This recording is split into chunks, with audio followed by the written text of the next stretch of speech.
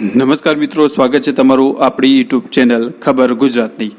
મિત્રો, આપણી ચેનલ ઉપર તમને દેશ, દુનિયા તેમજ ગુજરાતના દિવસભરના મહત્વના સમાચારો વિશે તમામ માહિતી મળશે। ખાસ કરીને મિત્રો, ખેડૂતોને લગતા જે સમાચારો છે જેની અંદર યોજનાઓ તેમજ ખેડૂતોને મળતા સરકાર, રાજ્ય સરકાર અને કેન્દ્ર સરકારના જે લાભો છે એ અંગેની તમામ માહિતી આપણી ચેનલ ઉપર તમને મળી રહેશે।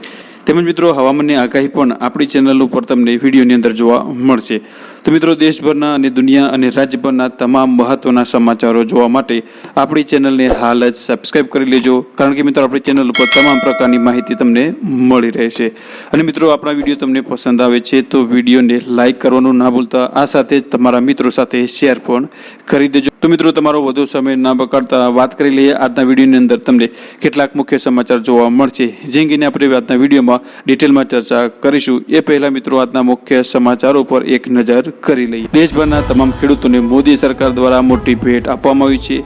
મિત્રો, પીએમ કિસાન સન્માન નિધિ યોજના અંતર્ગત દેશભરના 9.26 કરોડ જેટલા ખેડૂતોના ખાતામાં આ યોજના અંતર્ગત 2000 રૂપિયા જમા કરવામાં આવ્યા છે। યોજનાનો 17મો હપ્તો તમારા ખાતામાં જમા થઈ ગયો છે કે કેમ, ચેક કરી અને કોમેન્ટમાં ચોક્કસથી જણાવજો।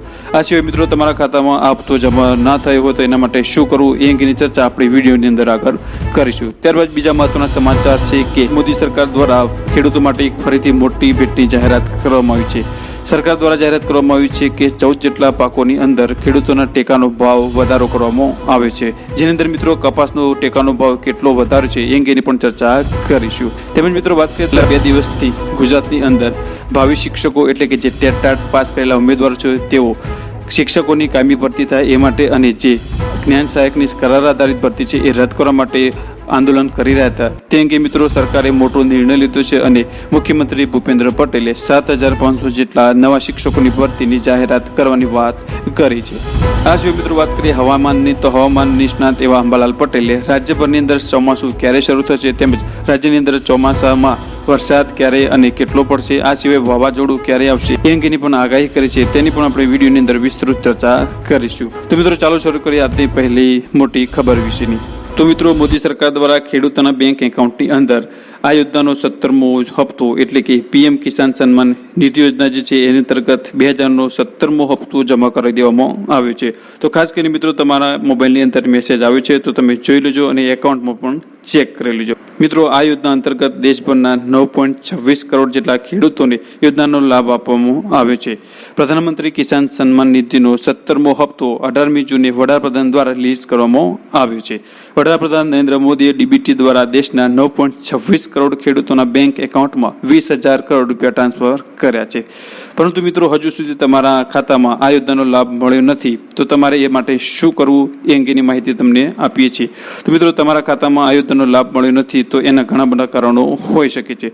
તો મિત્રો, આ માટેની તમે માહિતી માટે સ્ક્રીન ઉપર દર્શાવેલ નંબર પર ફોન કરી અને તમારી ફરિયાદ નોંધાવી શકો છો। તેમજ મિત્રો, આ યોજનાનું જે મેલ એડ્રેસ છે એના પર પણ તમે ફરિયાદ કરી શકો છો। તો મિત્રો, આ તો વાત થઈ પીએમ કિસાન સન્માન નિધિ યોજના અંતર્ગત મળતા 2000 રૂપિયાની વાત। ત્યારબાદ મિત્રો, વાત કરીએ તો પીએમ મોદી દ્વારા ખેડૂતો માટે એક મોટી જાહેરાત કરવામાં આવી છે। પીએમ મોદી દ્વારા 14 જેટલા પાકોની અંદર ખેડૂતોને ટેકાનો ભાવ જાહેર કરવામાં આવ્યો। મોદી સરકારની ખેડૂતોને વધુ એક મોટી ભેટ, કપાસના ટેકાના ભાવમાં ₹501નો વધારો કરવામાં આવ્યો છે। તેમજ મિત્રો, અડદ દાળ જે છે એનો ટેકાનો ભાવ 7400 રૂપિયા કરી દેવામાં આવ્યો છે। તો વડાપ્રધાન મોદીજીએ ત્રીજી વખત કાર્યભાર સંભાળ્યાના માત્ર 10 દિવસ થયા છે અને આ વખતે સરકારનું ફોકસ ખેડૂતો પર છે, એટલે કે કેબિનેટની પ્રથમ બેઠકમાં જ ખેડૂતોનો 17મો હપ્તો જાહેર કરવામાં આવ્યો છે। આ સિવાય મિત્રો, મોદી દ્વારા ખેડૂતોને 14 જેટલા પાકો જે છે એની અંદર પણ ટેકાના ભાવ જાહેર કરવામાં આવ્યા છે। જેની વિગતે ચર્ચા કરીએ તો વડાપ્રધાન મોદીની અધ્યક્ષતામાં બુધવારે સાંજે કેબિનેટની એક મહત્વપૂર્ણ બેઠક યોજાઈ હતી। બેઠક દરમિયાન રેલવે મંત્રી અશ્વિની વૈષ્ણવે જણાવ્યું કે બેઠકમાં 5 મહત્વપૂર્ણ નિર્ણયો લેવામાં આવ્યા છે, જેની અંદર ખેડૂતો પર મુખ્ય ફોકસ કરવામાં આવ્યું છે અને ખેડૂતો માટે મહત્વના નિર્ણય લેવામાં આવે છે। તેમજ 14 જેટલા પાકોની અંદર ટેકાના ભાવનો વધારો કરવામાં આવ્યો છે। તેમજ કપાસની એમએસપી જે છે એમાં 7121 નક્કી કરવામાં આવી છે। આ સિવાય વાત કરીએ મગફળીની તો મગફળીની એમએસપી જે છે એની અંદર 6783 કરવામાં આવી છે। ત્યારે ખરીફ પાકની વાત કરવામાં આવે તો તેના ટેકાના ભાવમાં પણ વધારો કરવામાં આવ્યો છે। ડાંગરની એમએસપીની વાત કરીએ તો 2300 રૂપિયા કરાય છે, જ્યારે અડદ દાળનો જે ટેકાનો ભાવ છે એની અંદર 7400 રૂપિયા કરી દેવામાં આવ્યો છે। તો મિત્રો ખેડૂતો માટે મહત્વના અને ખુશીના સમાચાર કહી શકાય. ત્યારબાદ મિત્રો વાત કરીએ શિક્ષણ ક્ષેત્રની, તો શિક્ષણ ક્ષેત્રની અંદર મુખ્યમંત્રી ભૂપેન્દ્રભાઈ પટેલે શિક્ષણલક્ષી એક ઐતિહાસિક નિર્ણય કર્યો છે. મિત્રો તમે જાણતા હશો, છેલ્લા 2 દિવસથી ગાંધીનગરની અંદર ટેટ પાસ કરેલા ઉમેદવારો શિક્ષક માટેની જે ભરતી છે કે જે જ્ઞાન સહાયક છે, જેની અંદર કરાર આધારિત ભરતી છે, એને હટાવવા માટે અને સરકાર દ્વારા શિક્ષકોની કાયમી ભરતી કરવા માટે આંદોલન કરવામાં આવી રહ્યું હતું.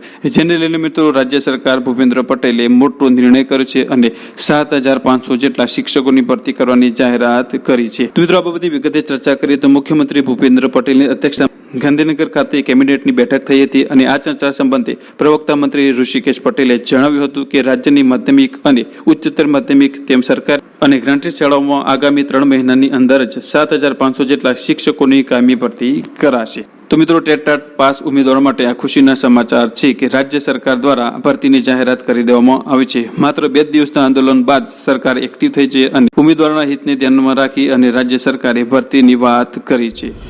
તો મિત્રો ગુજરાતભરની અંદર ચોમાસાને લઈને એક મોટી આગાહી હવામાન નિષ્ણાત અંબાલાલ પટેલે કરી દીધી છે.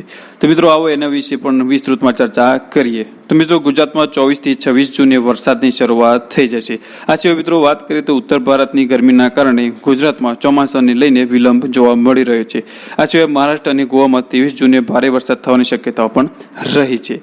મિત્રો ગુજરાતની વિગતે વાત કરીએ તો 24 થી 26 જૂન વરસાદ જે છે એ ગુજરાતની અંદર શરૂ થઈ જશે અને 28 થી 30 જૂન સુધીમાં ચોમાસું જામી જશે.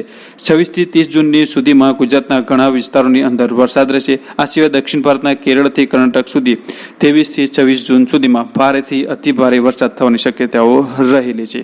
તેમજ મિત્રો ગુજરાત જે છે એની અંદર આ વર્ષે ચોમાસું સારું રહેશે. 20 થી 28 જૂનમાં ગુજરાતમાં સારો વરસાદ થશે. તેમજ 20 થી 28 જૂનમાં વાવણી લાયક પણ વરસાદ થશે અને ખેડૂતો માટે ખૂબ જ સારા સમાચાર કહી શકાય છે. કારણ કે મિત્રો ખેડૂતો જે છે એ વરસાદની રાહ જોઈ રહ્યા છે. તો ખેડૂતોને 20 થી 28 જૂનમાં વાવણી લાયક વરસાદ થઈ જશે. એ અંગેની મિત્રો અંબાલાલ પટેલે આગાહી કરી છે. તો મિત્રો આજના વિડીયોમાં બસ આટલા જ સમાચાર. તમને આજનો વિડીયો કેવો લાગ્યો કોમેન્ટ કરીને ચોક્કસથી જણાવજો. તેમજ મિત્રો વિડીયો તમને પસંદ આવે છે તો વિડીયોને લાઇક કરજો, શેર કરજો અને આપણી ચેનલને સબસ્ક્રાઈબ કરી લેજો આવા દરરોજ સમાચાર મેળવવા માટે.